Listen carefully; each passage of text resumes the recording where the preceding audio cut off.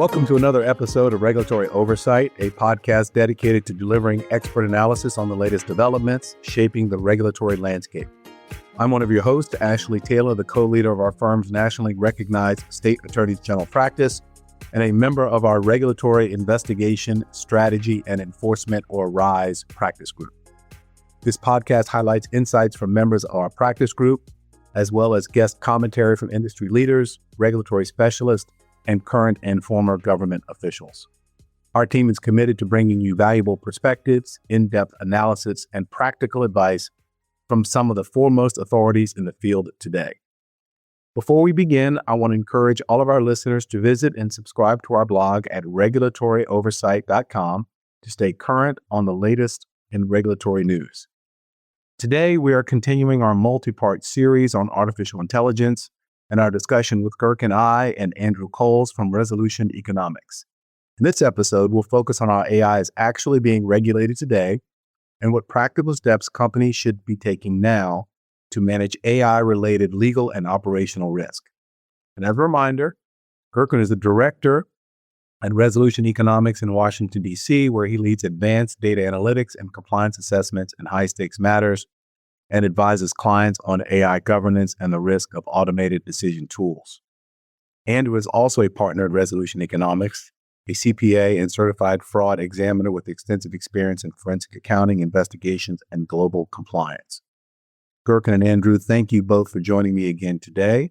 And let's pick up on our discussion. I want to start by asking, is AI regulation even relevant? I can jump in. First, thanks for having us again. It's a pleasure to be here and continuing this discussion. Is AI regulation even relevant? I think it's a tough question to answer. The answer is probably yes, but I don't think it's in the way that people expect. The real world is not waiting for one AI regulation that covers everything. Companies are already facing AI risk through existing laws, state activities, some agency guidance, and more importantly, private litigation. So I think the practical question is less about whether AI in general should be regulated, but more about how a specific AI use case creates legal or operational risks, and whether there are risks associated with those pieces. I think the starting point is, what is the tool actually doing? What decisions it is affecting? What is the harm that it's causing, if there's any, or what is the potential harm that it could cause? And who could be harmed? And what laws or regulations can apply in these contexts separately? In the absence of a broad AI regulation, I think the companies are operating in an environment where Andrew called in our previous episode, regulation by litigation environment. So everyone is learning from the lawsuits and enforcement actions and settlements, and the state activity is basically filling the void that we have now. Yeah, and again, I'll echo what Gurkan said. Ashley, thank you so much for having us back on. We appreciate the time with you and all of the listeners out there. I agree. I agree with exactly what Gurkan just said. If you haven't adopted or started using AI yet, whether it's in your personal capacity or professional, not that you've missed the boat, but you're late to adopt, right? I think what we've seen even internally, our firm has our own closed network internal system that we leverage for a number of different things. And I think we've seen this happen across a number of our clients out there. How are they leveraging and harnessing AI technology to allow them to do more things, allow their people to be more efficient, allow them to spend their hours on things that really matter, right? Really take the brain power versus the research that I think I talked about on there. I know I talked about on the last episode of this podcast. I think the big thing here is that we are learning by litigation. And I think those are the biggest things that when clients ask us, how should I think about this? Or what should I do? Is that we have to look to litigation and figure out, well, is this applicable in this scenario or not? Because like we had talked about before, and I think a lot of people will hopefully agree with this, is that what company A is using AI for, what company B are using AI for, even though they're leveraging a similar technology versus the predictive, the agentic, all the generative AI that we talked about, just because they're using the same sort of tools doesn't mean they're using it for the same thing.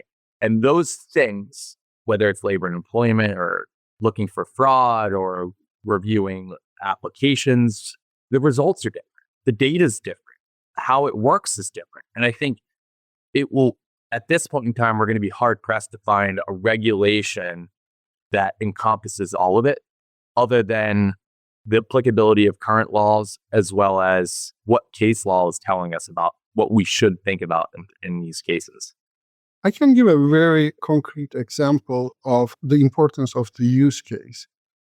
We had two projects. One was a proactive AI bias assessment, and the other one was within the context of a lawsuit. The underlying AI tool in both projects was the same. Basically, this tool is used to do a sentiment analysis of the customer representative conversations. So there is this company, they have a call center, and every conversation between the customers and the call center representatives is recorded. And this AI tool conducts a sentiment analysis on those conversations. You may recall a few years back when you call your credit card company or some other utilities, they would say that, oh, this conversation is being recorded. If you like to stay on the line, then we will conduct a brief survey at the end of this conversation. Now, what's happening is instead of conducting that brief customer satisfaction survey at the end of the conversation, after everything is said and done, the AI tool is analyzing those conversations in real time and creating a sentiment score. This was a good conversation. It was a bad conversation. This was a neutral conversation. What is happening, how the results of the sentiment analysis is used is very interesting. And this gets to the heart of the use case and how different risks can arise from different uses of the same tool. For one of our clients, they were taking the sentiment scores coming from every conversation, averaging them out or applying some kind of logic to create an average sentiment score for every customer's representative for every pay period. Based on the customer representative sentiment scores, an incentive portion of their compensation is calculated. So if this representative had a good month or good 2 weeks, then they would get a better incentive pay bonus at the end of the pay period. So this had a very direct impact on their compensation. And you can imagine the amount of data that is accumulated in this process. For the other client, it's the same tool, it's the same concept, it's used the same way. Every conversation is recorded and assessed.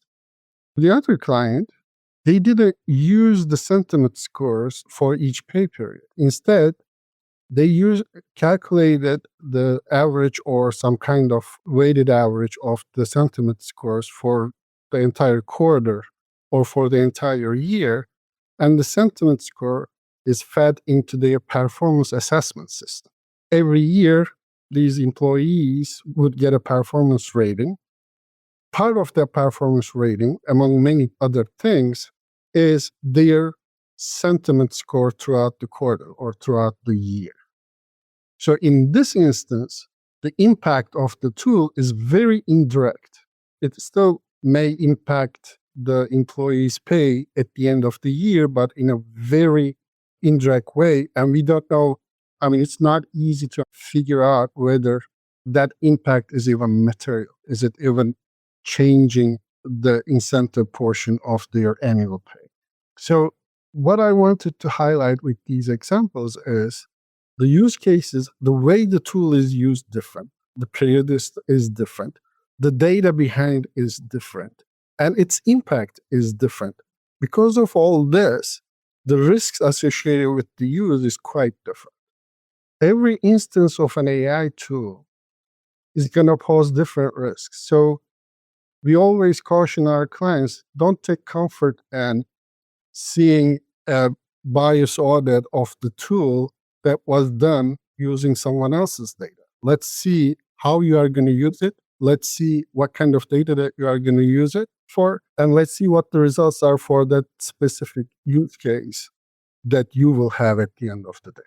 So, Gurkan, that seems to put companies in a quandary, right? You've identified the complexities and the variables, but there is no single standard, certainly not a federal standard. How should companies think about compliance and risk in that context and in this environment? Again, the focus is on the process. Take this case-by-case basis, look at how you use it, and see what are the applicable laws to your specific case, and then go from there. That's exactly what I was going to say, Gurkan, is that to highlight something that we have talked about internally for across many different clients is that it's, and not just AI, right? I think it's an applicable sort of thought process for many different things, is innovation versus risk tolerance, or how you manage the innovation. Because what we're seeing right now is innovation of tools and applicability of those tools to what we do. What Gurkan just described is seeing two different use cases with the end result somewhat similar, right? Going into some sort of score. But just because it works for one company doesn't mean it's going to work for the other. And I think that's what we're assessing or thinking about in terms of regulation. Just because the overarching regulation may say, do this, don't do that, or be wary of this and careful of that, it doesn't mean it's going to work for company A and company B and company C. And that's how I think even when a company thinks about, well, do we want to expand to a country in Africa? Or do we want to go to Latin America? Well, coming from my perspective, the bribery and corruption risks are different in those countries. So how do I safeguard that expansion and that innovation to those new territories versus the risk that is ultimately part of those decisions? And I think the same thing comes back to AI. And I think companies should challenge themselves to say, let me think how this will impact me, impact my shareholders. If it's private, how it impact my employees. And I think that's really where we're at right now, is that we aren't seeing a big overarching regulation, but what we are seeing is companies being thoughtful. And if they're not, they should be thoughtful and forward thinking in terms of what that impact could be. How do you all think about this debate that we see developing, which is framed as a tension between innovation and safeguards? So we are recording this in the context of a national debate in Congress around a single AI framework and whether states should be permitted to continue to innovate legislatively and in regulatory context around AI, or whether there should be preemption and one set of rules. How do you all think about that tension and or debate?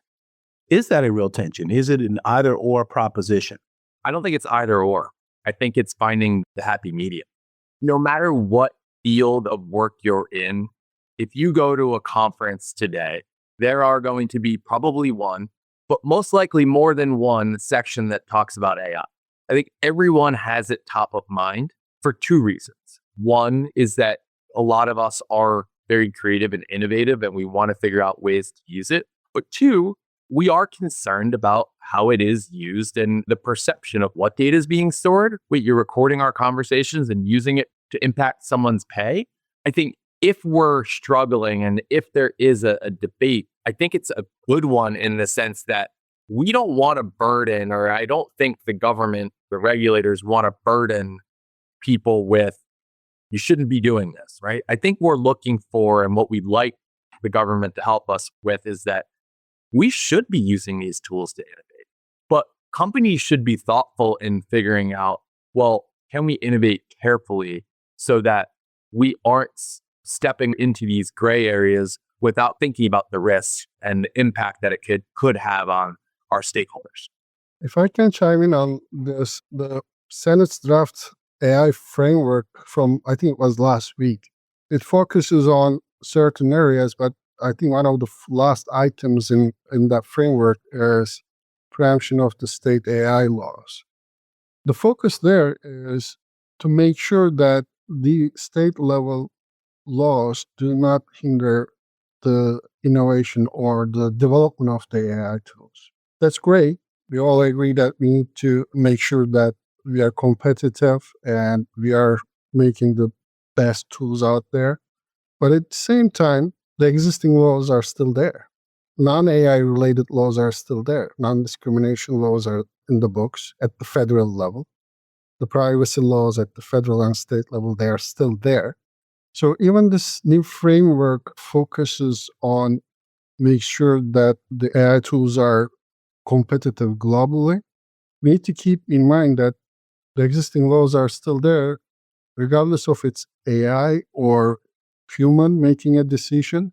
We need to still comply with all the laws that we have. So I think it's going to put a little bit more burden on the companies because now with this uncertain regulatory environment, the companies have to pick their own risk acceptance levels.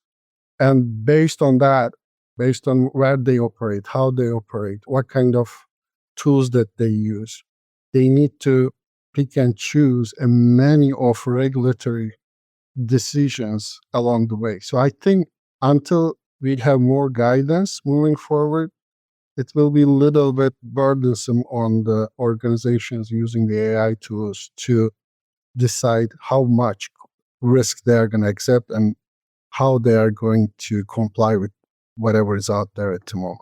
That's a great segue. Our listeners to this podcast join us on a regular basis because we provide practical advice as part of this podcast series. So I don't want to disappoint them. What should the organizations be doing now, gentlemen, if they want to use AI responsibly and they want to reduce their legal and operational risk? This is the money question that they all tuned in for. Yeah, I'll go first here. And I've always said this to all of my clients, regardless of what we're working on, is that buy-in is key. So getting the right stakeholders in the room to make these practical business decisions is extremely important. For example, when we're developing a third-party risk management program, we're not developing that program to solve just for bribery risk or just for privacy or just data security.